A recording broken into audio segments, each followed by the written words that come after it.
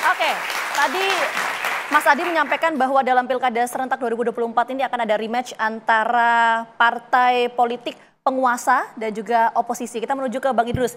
Ini kan sempat digadang-gadang nama Ridwan Kamil ini kan sempat mencuat ya Bang Idrus ya. Bahkan teman-teman Gerindra juga sempat menyampaikan hal demikian. Ini Golkar apakah sudah menentukan sikap soal nama Ridwan Kamil yang akan diusung atau gimana Bang Idrus? Penentuan satu calon itu adalah akhir dari sebuah proses. Ya. Oke. Karena itu saya ingin menjelaskan terlebih dahulu tentang konstruksi berpikir di dalam memposisikan pilkada ini sebagai bagian integral dari pemerintahan yang ada. Partai Golkar sejak awal itu sudah menentukan tri sukses ya untuk menghadapi ke depan ini. Yang pertama adalah sukses pencalonan. Itulah yang kemarin kita ada Prabowo dengan Gibran. Itu sukses. Golkar pada waktu itu munasnya menentukan Pak Erlangga. Tetapi Pak Erlangga mengikhlaskan korban dan Golkar juga demi untuk pasangan ini. Kemudian yang kedua sukses pemenangan. Dan ini pun sudah dilakukan. Partai Golkar dari dukungan masyarakat yang diberikan ke Partai Golkar, 75% diantaranya itu adalah mendukung Prabowo, Gibran. Ini yang kedua. Nah yang ketiga adalah bagaimana sukses kepemimpinan. Nah kalau kita bicara tentang sukses kepemimpinan maka sebenarnya persoalan dasar kita ada pada sistem, Mas Adi. Ini sebagai sebagai dukun politik ini. Sistem presidensial dengan multipartai itu menyebabkan kekuasaan terbagi. Baik secara horizontal maupun secara vertikal. Itu yang dikatakan tadi Mas Uki. Jadi presidennya itu dari Gerindra, boleh jadi gubernurnya dari PDIP, ya Mas Gibran, kemudian bisa jadi dari partai-partai lain yang beda. Dan apalagi sampai ke kabupaten. Nah ini sebagai akibat daripada ini adalah maka hampir dapat dipastikan bahwa efektivitas ya pemerintahan di semua lini itu tidak bisa jalan. Kenapa? Karena di sini ada perbedaan, kita bicara tentang visi, kita bicara tentang ideologi, kita bicara ada macam-macam dan lain-lain sebagainya.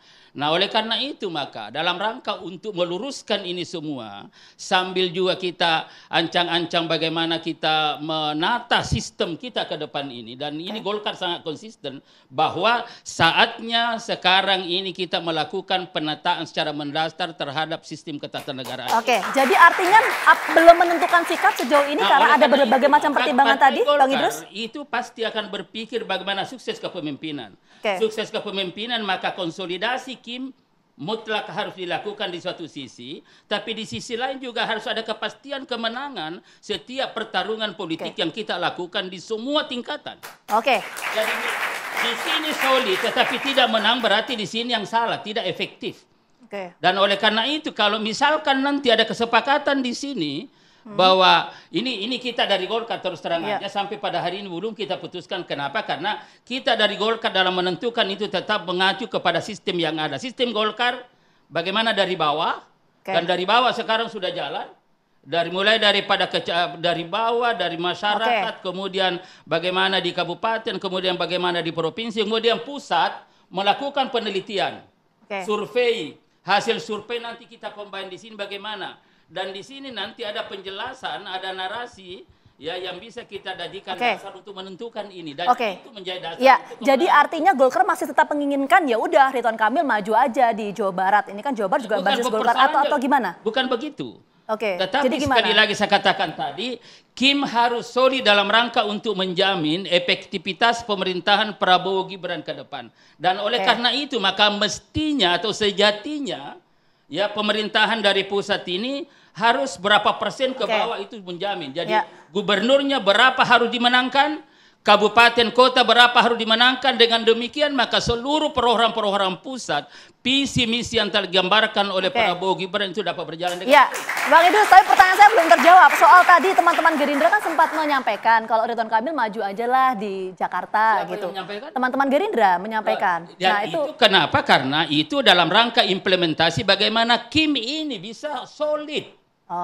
Tetapi tentu nanti di dalam pertemuan yang kita lakukan itu ada narasinya. Kenapa? Karena kita ingin menang. Karena di sini bukan hanya sekedar mencalonkan. Kita tidak mau jadi calon, tapi kita ingin calon jadi. Gitu loh. Jadi Ridwan Kamil hanya tidak mau hanya jadi calon, tapi ingin jadi calon jadi di DKI Jakarta misalkan. Nah, bagaimana caranya? Harus ada alasannya, harus ada narasinya dan lain-lain sebagainya. Nah, tetapi yang saya ingin katakan adalah sistem ini, ya Mas Adi, Mas Gilbert, ini yang perlu kita tata sebenarnya. Jadi sistem presidensial multipartai menyebabkan kekuasaan terbagi dan akibatnya efektivitas pemerintahan tidak berjalan dengan baik. Oke, baik, kita menuju ke Bang Habib sebelum ke Mas Adi. Bang Habib, soal nama RK ini kan sempat muncul dari teman-teman Gerindra ya untuk maju di Jakarta. Itu gimana Bang Habib? Ya, kami menyerap aspirasi yang ada di konstituen kami terutama. Ya, ada banyak nama ya, ada beberapa nama. Ada Mas Budi, ada Mbak Rahayu Saraswati, ada juga Pak Ridwan Kamil. Nah, itu yang disampaikan oleh Ketua Harian kami, Pak Sufmi Dasko, beberapa waktu yang lalu. Tapi tentu kita harus memahami pengambilan keputusan terkait pencalonan ini kan berjenjang, ya kan. Pertama, ya situasi yang harus diperhitungkan adalah bahwa memang kami tidak memiliki jumlah kursi untuk memutuskan sendiri.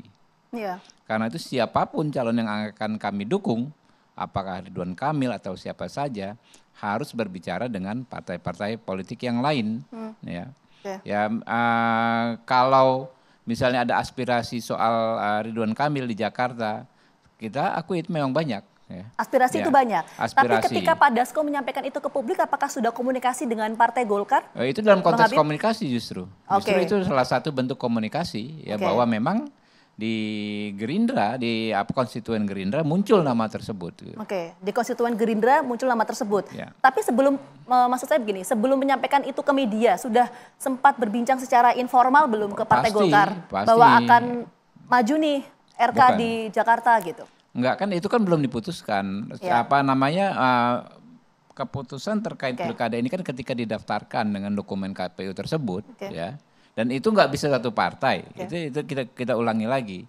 Jadi namanya komunikasi bukan hanya menjelang pilkada, Mbak. Komunikasi terus berjalan ya, sejak pemilu kemarin nggak pernah berhenti sampai hari ini gitu. Baik, kita Mas Adi. Mas Adi, kalau Bang Habib menyampaikan bahwa potensi soal RK tadi, tapi kan Bang Idrus menyampaikan masih menata sistem dulu. Bahasanya seperti itulah. Apa yang bisa ditangkap dari dua pernyataan itu? Ya, saya kira memang ini bagian dari komunikasi politik ya. Sebentar, Bang Idrus. Jadi menata sistem di sini adalah dari bawah. Jadi kita dari bawah dan saudara Dr. Aceh sebagai Ketua Partai Golkar di Jawa Barat tentu akan juga informasinya seperti apa. Dan oleh karena itu DPP di dalam rapatnya terakhir itu akan melakukan survei dan itu nanti dijadikan dasar. Kita akan coba combine. Bagaimana aspirasi dari bawah, dari Jawa Barat, dari DKI Jakarta, dan setelah itu kita baca pemetaan yang ada, dan ini jadi ada di situ. Masih. Apalagi ini kan masih 2 bulan, kita akan lihat. Tetapi sekali lagi, apa yang disampaikan oleh Mas Habib dari Gerindra kemudian dari PC oleh UKI, itu kan kita sudah hampir sama di sini bahwa bagaimana Kim ini solid tidak hanya di tingkat pusat tapi juga di bawah. Kita tangkap poinnya Bang Idrus. Kita berikan kesempatan yang sama ya. Mas Adi silakan. Apa yang bisa kita baca dari dua pernyataan tadi itu? Kalau saya sederhana, kenapa nama Ridwan Kamil yang menguat dari Kim bukan nama-nama lain? Karena kalau kita usur berdasarkan survei-survei yang kuantitatif, maka sosok yang relatif kompetitif bisa menyaingi Anies Baswedan di Jakarta hanyalah Ridwan Kamil dari kubu Kim. Itulah yang tadi saya sebutkan di awal. Ada sejumlah anomali sebenarnya dalam pilkada. Partai sebesar Gerindra, pemenang Pilpres, ini justru menyorongkan nama kader Partai Golkar, bukan nama kader internal Gerindra.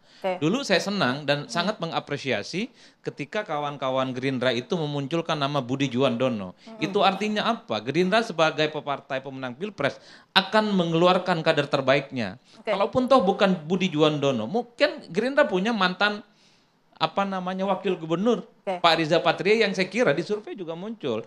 Yang ingin saya katakan adalah ini yang kemudian disebut oleh Bang Idrus dalam satu kesatuan sistem dalam Kim, siapapun yang diputuskan itu tentu domain 4 partai, tentu berkomunikasi dengan Jokowi yang at the end of the day-nya siapa yang akan diusung. Karena saya kalau mau jujur sebenarnya melihat kecenderungan rata-rata secara umum, Golkar itu sepertinya lebih tertarik untuk memajukan Ridwan Kamil di Jawa Barat ketimbang di Jakarta. Ridwan Kamil di Jawa Barat relatif nyaris tak ada lawan tanding yang sepadan. Bahkan ada yang nyebut merem aja Ridwan Kamil di Jawa Barat bisa menang. Beda ceritanya di Jakarta, butuh kerja keras melawan Anies yang mantan petahana dan per hari ini juga cukup kuat. Ini yang kemudian menjadi tarikan-tarikan bagaimana koalisi di Kim sekalipun itu belum satu nama terhadap Ridwan Kamil. Saya beberapa waktu yang lalu mengusulkan kalaupun toh deadlock, misalnya Ridwan Kamil mentok maju di Jawa Barat, harus muncul opsi yang lain yang dimunculkan dari Kim untuk melawan Anies Baswedan. Sebut saja nama Kaisang.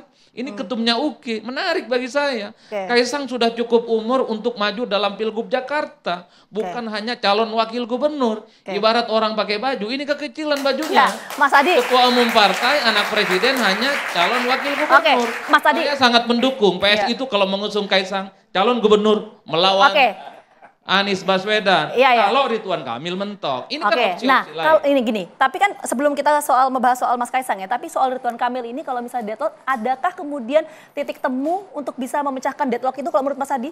Ada titik temunya, ketua umum partai.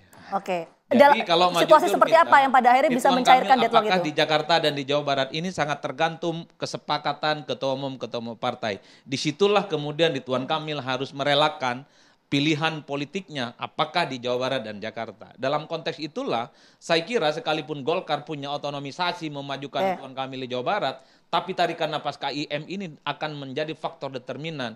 Kalau memang diminta di Jakarta, tak ada pilihan lain bagi Ridwan Kamil, harus mengambil amanah itu. Oke, baik, nanti saya akan dalami. Kita menuju ke Mas Dede. Soal tadi sudah disinggung oleh Mas Adi, soal potensi Mas Kaisang bisa maju di Pilgub Jakarta. Itu gimana? Ya, kita nggak boleh terburu-buru lah ya. Artinya kayak begini, walaupun kami sama sekali nggak terlibat ya terkait dengan menggugat PKPU di MA, kami juga nggak terlibat di persidangan.